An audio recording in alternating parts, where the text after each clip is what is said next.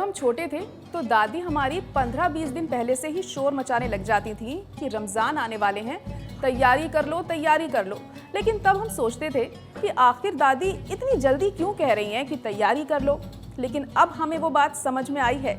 क्योंकि अब हम लोग बड़े हो गए हैं और अब हम जब बाज़ारों में शॉपिंग करने के लिए एंड मोमेंट पर जाते हैं ना, तो हमें बाज़ारों से रोज़े की बोतल गायब नज़र आती है। तो हमारी दादी इसीलिए हमसे कहती थी कि तैयारी पहले ही शुरू कर दो, ताकि रोज़ा हम भरपूर ले आए अपने घर में और अपनी इफ्तारी में जान डाल दें, क्योंकि इफ्तारी रोज़े के बिना अधूरी है और आपके गले को जो राहत मिलती है रोज़े के साथ, वो पानी से भी नहीं मिलती है। इसीलिए आप भी अपने रमज़ानों की तैयारी पहले से ही शुरू कर दिया करिए, क्योंकि फिर रोज़े की बॉटल्स बाज़ारों से गायब हो जाती हैं। और इस रोज़े की बोतल के साथ अगर आप अफ्तारी करेंगे तो जाहिर तौर पर आपकी अफ्तारी तो पूरी मुकम्मल होगी ही, लेकिन आपको जो राहत मिलेगी वो किसी और चीज़ से नहीं मिल सकती।